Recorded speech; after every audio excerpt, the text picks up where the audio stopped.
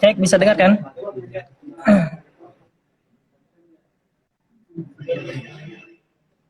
Ada suara enggak?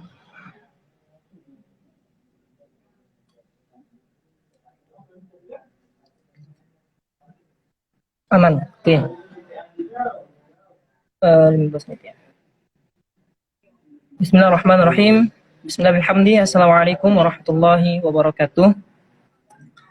Alhamdulillahilladzi hadana li hada wa ma kunna linahtadiya laula an hadanallah. Asyhadu an la ilaha illallah wa asyhadu anna Muhammadan abduhu wa rasuluh la nabiyya ba'dah. Allahumma shalli ala sayyidina Muhammad wa ala ali sayyidina Muhammad. Rabbi shrah li sadri wa yassir li amri wa hlul 'uqdatam min lisani yafqahu qawli. Allahumma asli ummat Muhammadin sallallahu alaihi wasallam wa farij an ummati Muhammadin sallallahu alaihi wasallam warham Muhammadin sallallahu alaihi wasallam wa ansyur wa hfaz wa aidna hadatul fil alamin bihaqqi Muhammadin sallallahu alaihi wasallam. Teman-teman sekalian yang dirahmati Allah Subhanahu wa taala, alhamdulillah rabbil alamin, pada kesempatan hari ini waktu sore menjelang petang di waktu Mesir, sedangkan hari ini malam ini di bagian Indonesia. Alhamdulillah kita di Mesir memasuki hari yang ke-27 daripada bulan Ramadan. Sedangkan di bagian Indonesia sudah masuk pada hari malam yang ke-28. Artinya adalah tentunya kita banyak-banyak bersyukur pada Allah Subhanahu wa taala atas karunia yang diberikan kepada kita semua, yang sehingga pada tahun ini kita dapat menjumpai Ramadan dengan penuh sukacita walaupun meskipun dalam pandemi saat ini.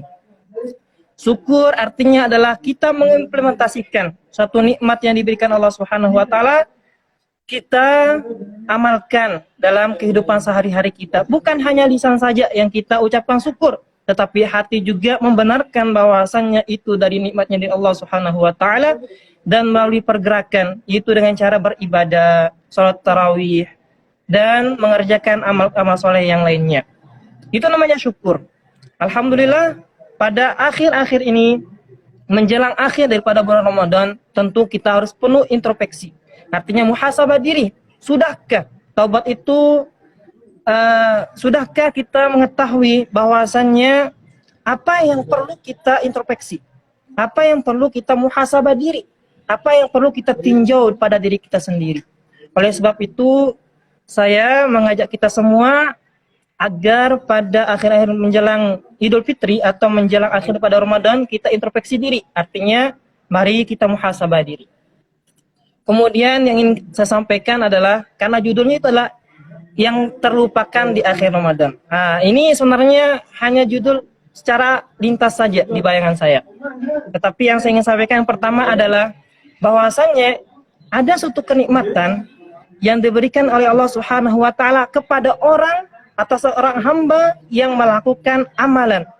Yang dimana amalan ini hanya ada pada akhir Ramadan, yang biasanya Rasulullah SAW melaksanakannya. Tetapi sebelum itu, mari kita kupas.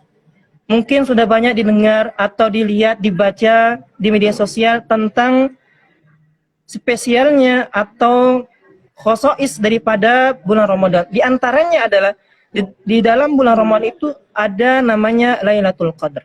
Malam Lailatul Qadar. Menurut ulama, apa artinya Lailatul Qadar yang sehingga sangatlah mulia di mata kita semua? Al-Qadar itu ada 3 artinya. Yang pertama artinya adalah penetapan. Artinya penetapan bagi seorang hamba, baik itu ajalnya, baik itu rezekinya, baik itu jodohnya misalkan, atau kematiannya. Maka pada malam itu ditetapkan untuk setahun. Emang yang namanya semua takdir kita itu sudah ada di zaman azali, artinya sudah di Lauhil Mahfuz. Tetapi pada malam Lailatul Qadar, para malaikat menulis takdir kita setahun yang akan datang. Itu namanya Al-Qadar, artinya penetapan atau aturan, atau apa namanya, penetapan, atau bisa diartikan juga aturan, atau bisa diartikan juga kadar yang akan diberikan kepada seorang hamba tersebut. Yang kedua, qadar itu artinya kemuliaan. Kenapa dinamakan kemuliaan? Karena pada malam itu adalah malam yang mulia. Kenapa dia mulia? Karena pada malam itulah diturunkannya Al-Quran oleh Allah Subhanahu wa Ta'ala. Berkata sahabat Ibnu Abbas radhiyallahu anhuma, bahwasanya pada malam Lailatul Qadar itu disebutkan oleh para ulama pada malam yang ke-17 Ramadan, namanya Nuzul Quran yang kita kenal sekarang. Di sana diturunkan Al-Quran secara jumlatan wahidatan, sekaligus. Dari mana? Lauhil Mahfuz ke Baitul Izzah, itu kepada langit dunia. Yang setelah itu diturunkan pada Rasulullah SAW berangsur-angsur. Itu ya. Jadi mulia dia. Kenapa dia mulia juga? Selain dari segi diturunkannya Al-Quran, baik dia mulia juga dari segi orang yang melakukannya. Dari segi perbuatannya juga. Jadi mulia bagi orang yang melakukannya, mulia juga apa yang dikerjakannya. Kenapa? Karena pada malam itu khairum min alfi syahr. Itu lebih dari 1000 bulan. Bayangkan, kita beribadah 1 kali, tapi bayarannya, ganjarannya seperti 1000 bulan. Berapa tahun itu? Bayangkan saja pahalanya. Tentu pahala itu hanya diketahui oleh Allah Subhanahu wa Ta'ala saja. Yang ketiga, maksud daripada Al-Qadar itu adalah disebutkan oleh para ulama. Yang tadi pertama kan itu artinya penetapan. Yang kedua itu adalah kemuliaan. Dan yang terakhir itu kita harus mengetahuinya, bahwasanya pada malam itu juga Allah Subhanahu wa Ta'ala menurunkan Al-Qur'annya. Dan juga banyak sekali kemuliaannya di malam Lailatul Qadar. Disebut yang pertama misalkan nazala fihal Qur'an, diturunkannya Al-Qur'an pada malam itu. Yang kedua, wa wasbuha bi annaha khairum min alfi syahr, bahwasanya malam itu lebih baik daripada 1000 bulan. Yang ketiga, bi annaha lailatun mubarakatun, pada malam itulah malam yang berkah sekali. Sehingga dalam surah Ad-Dukhan Allah Subhanahu wa Ta'ala berfirman, inna anzalnahu fi lailatin mubarakatin, sungguhnya kami telah turunkan Al-Quran pada malam yang berkah. Makanya pada akhir-akhir Ramadan ini, mengapa Rasulullah SAW mengencangkan ikat pinggangnya? Itu namanya kinayatan anil isti'dadi lil ibadah wa ghairiha, atau wal ijtihadi fi ghairiha. Bahwasanya itu kiasan, bahwasanya Rasulullah SAW mempersiapkan dirinya, mengembalikan stamina beliau, semangat beliau dalam melaksanakan ibadah kepada Allah Subhanahu wa Ta'ala. Baik itu melalui sholat, baik itu berdoa ataupun berzikir ya. Tentu sebagai umat Rasulullah SAW kita turut mencontohi, karena Rasulullah qudwatun hasanah, uswatun hasanah, yang sehingga kita juga mendapatkan keberkahan. Selain itu juga pada malam Lailatul Qadar itu disebutkan bahwasannya diampuni dosanya bagi siapa saja yang melaksanakan ibadah. Man qama Lailatul Qadri imanan wa ihtisaban ghufira lahu ma taqaddama min dhanbi. Barang siapa yang mendirikan salat atau melaksanakan ibadah, maka dengan keimanan, dengan ketulusan hati yang hanya kepada Allah Subhanahu wa Ta'ala, maka diampuni dosanya yang lalu. Itu ya. Kawan-kawan sekalian yang dirahmati Allah Subhanahu wa Ta'ala, setelah kita mengetahui bahwasanya pada 10 akhir Ramadan tersebut ada di sana, kata ulama, di setiap malam ganjil itu ada namanya, siapa saja yang beruntung akan dapatkan namanya malam Lailatul Qadar. Tetapi ada juga ulama yang mengatakan bahwasanya akan ada orang yang akan mendapati malam Lailatul Qadar itu sesuai dengan kadar ibadahnya. Artinya adalah jikalau kita sungguh-sungguh dari awal Ramadan sampai akhir, maka kita akan menemukannya, insya Allah, kalau Allah menghendakinya. Tapi ulama merumuskan bahwasanya carilah malam Lailatul Qadar itu pada malam yang ganjil, baik itu 21, 23, 25, 27 dan seterusnya. Kemudian untuk saat ini kita perlu yang namanya introspeksi diri. Artinya apa yang sudah kita lakukan di awal Ramadan sampai saat ini itu sangat perlu. Kenapa? Salah satu orang yang berhasil menjumpai bulan Ramadan itu, salah satu orang yang menjumpai Lailatul Qadar itu tandanya adalah ketika keluar daripada bulan Ramadan, dia itu bertambah ibadahnya, selalu giat dalam menunaikan ibadah kepada Allah Subhanahu wa Ta'ala. Itu daripada asarnya, sebab dia menemukan malam Lailatul Qadar tersebut. Kemudian hadirat rahimakumullah, selain itu juga ada suatu amalan yang saya kasih tahu tadi, ada suatu amalan yang dimana hanya ada pada 10 akhir Ramadan. Dan Rasulullah SAW senantiasa melaksanakannya. Bahkan disebutkan dalam satu hadis Rasulullah SAW itu Ketika menjelang 10 akhir Ramadan, maka beliau melaksanakan amalan tersebut hingga beliau wafat. Setelah beliau wafat, kemudian dilanjutkan oleh istri-istrinya. Apa itu? Itu amalan apa sih? Jadi amalan itu namanya i'tikaf. I'tikaf itu asal katanya akafa. Apa itu akafa? Akafa itu memfokuskan diri. Sedangkan i'takafa kalau ditambahkan i'takafa timbangan ifta'ala artinya itu bersungguh-sungguh. Gambaran kesungguhan seseorang dalam memfokuskan diri sendiri atau mendedikasikan diri sendiri dalam ibadah pada Allah. Fokus dengan Allah Subhanahu wa taala.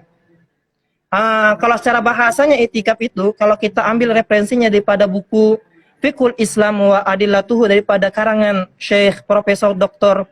Wahbah Zuhaili, beliau mengatakan bahwasanya i'tikaf itulah berdiam diri atau mendedikasikan diri pada suatu tempat. Baik itu tempatnya baik atau buruk. Itu namanya i'tikaf. Maka nongkrong di bar, di kafe itu namanya i'tikaf. Tetapi menurut syar'inya kalau kita tarik ke ranah fikihnya, maka kita akan dapatkan bahwasanya i'tikaf itu adalah berdiam diri, memfokuskan diri, bersungguh-sungguh dalam ibadah kepada Allah Subhanahu wa taala di dalam masjid. Maka sungguh mulia. Sungguh orang yang melakukan i'tikaf itu akan dapatkan fadilahnya. Kemudian ada pertanyaan, bagaimana untuk yang saat ini, masa pandemi, masjid ditutup, hanya dibuka ketika sholat saja? Maka ada kemudahan. Di dalam mazhab Syafi'i disebutkan bahwasannya tempo atau kadar waktu i'tikaf itu adalah seperti kita itu tumaknina dalam ruku atau selainnya. Artinya subhana rabbil azim wa bihamdihi, subhana rabbil azim wa bihamdihi, subhana rabbil azim wa bihamdihi. Kita duduk selama itu, maka kita juga udah terhitung dengan i'tikaf. Tentunya harus ketika masuk dalam masjid berniat dulu. Nawaitul i'tikaf lillahi ta'ala. Artinya saya berniat i'tikaf karena Allah Subhanahu wa taala. Yang sehingga kita duduk, kita di sana sholat, baca zikir, sholawat, maka dihitung i'tikaf. Fadilahnya banyak sekali. Karena Rasulullah SAW melaksanakannya di akhir-akhir bulan Ramadan. Dan juga disebutkan juga dalam ayat sepaket dengan ayat puasa, bahwasannya i'tikaf itu wala tubashiruhunna wa antum aqifuna fil masajid.